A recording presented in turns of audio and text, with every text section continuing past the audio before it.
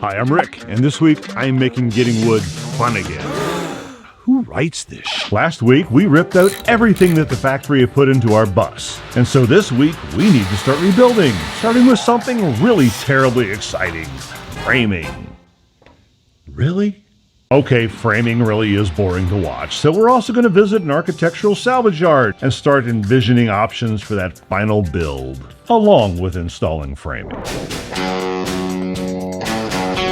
Let's start with the basics. What is structural framing, and why do I think that we're going to have such an incredible fail? This stuff is a 2x2. Actually, it's a 1.5 by 1.5. Every YouTuber I have ever seen uses this stuff to frame out their bus. Now, maybe it's lighter, maybe it's cheaper, but in houses, you use 2x4s, twice as big as this, twice as wide at least. And that's structurally sound. This stuff, it has to hold cabinets. It has to hold a lot of weight. I don't truly believe that it can hold the weight of everything that I want to put in this bus. Do you believe all of this costs $1,000? I have seriously got to buy some stock in Lowe's because they're making bank.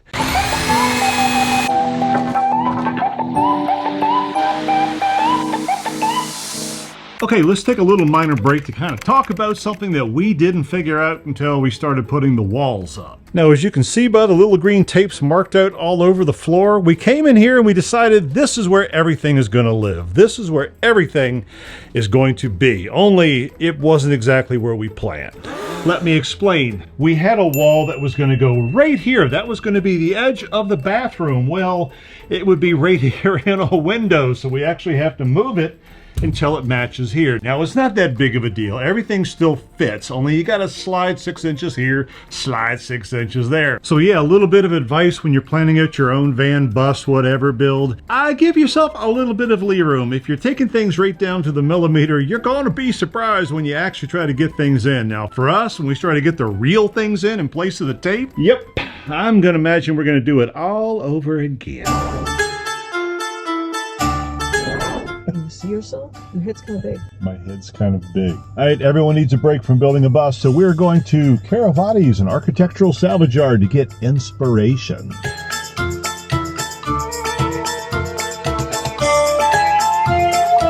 I like the little door. Put the word up in the front. Yeah, find out how much that is. $69. Are the bottom drawers as well? Oh. Oh, you don't want the hutch? Not ready for it. We're not ready for it. We can't get it.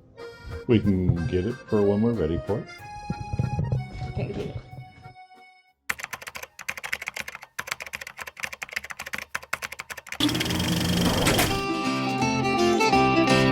Okay, let's talk insulation.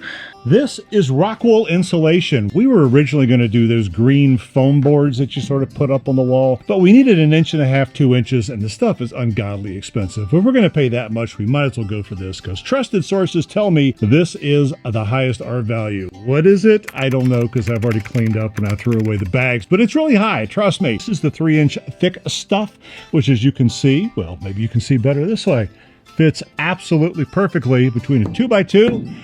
Ow! And that metal thing. There's a damn baby on this insulation. Why are you going to have a baby on insulation? If that's a real baby, I don't want to meet that baby. It's going to be, I don't want to meet him. Now, obviously, we have yet to do the ceiling. That's going to be tomorrow. We've got to do some Rust-Oleum painting. We're actually painting all of these things here that kind of showing some corrosion, some rust down here. We're painting over those, and then we're just basically self-adhesing. We're using, I am tired. I am so freaking tired. We're using spray adhesive to kind of hold this stuff up in place. What I'm going to do after that is put a vapor barrier, just a big plastic sheet across all of this. After that, as much as I want to put up real walls, I can't because we got to run wiring. We got to run plumbing. Got to run a lot of stuff that goes inside the walls. They're going to be the last thing to go up. So tomorrow, more insulation. I tell you, this project, I'm amazed at just how quickly it's going. While I'm waiting for the lumber to arrive so we can frame this stuff, I'm going to put in a backup camera from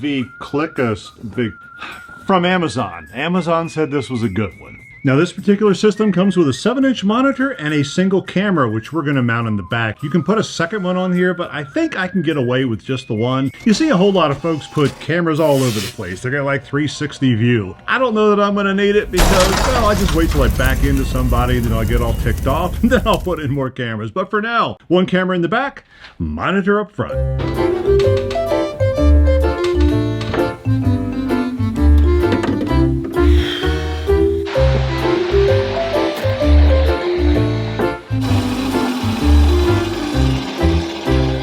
Okay, so I had to put this thing over here because, well, the cable wasn't long enough to put it where I wanted it, which is kind of where you normally put a mirror in a car or a vehicle. But anyway, it's nice and shaded here and it's easily accessible.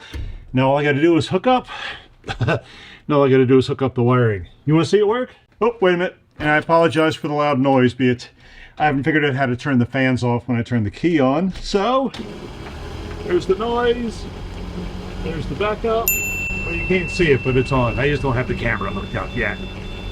Can't hear you. So much damn noise in here.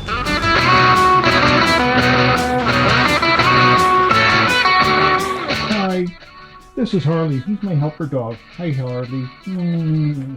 And this is the part that I am not looking forward to. I got to put holes in the side of my bus. Now, granted, it's not very thick metal, but hole is a hole. I got to put 2 little mounting things and a bigger hole for the cable to go through. And guess what? The instructions don't say how big I got to drill. So this is going to be fun.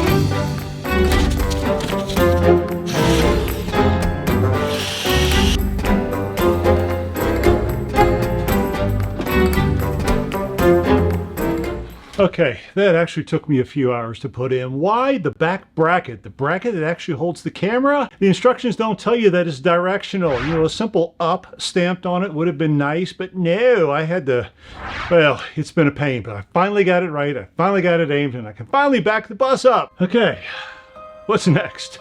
Oh yeah, about 5,000 other things on the to-do list. Okay, I have to... Don't you just love this? Anyway, ignore this. I have to go back around to the beginning and change my mind. The 2x2s, they actually worked. I can hang off of these things and it's not going anywhere. I think it's because the wood is firmly bolted in to the metal, and that metal ain't going anywhere either. We got all the insulation in, we got all the framing in, and the plumbing and the electrical parts are on order and will be here in a few days. And guess what we get to do next? That's right, put in 100 gallons worth of fresh water and try not to have it leak everywhere. Anyway, I am very happy with the progress. Everyone around here seems to be happy with the progress. By the way, rock wool itches like crazy. Don't let anybody tell you otherwise. And with that, be healthy, be happy, watch whatever's popping up around you, and we will see you soon. I'm going to go have a drink and a shower, or a shower and a drink. Maybe I'll do them both because it's just one of those days.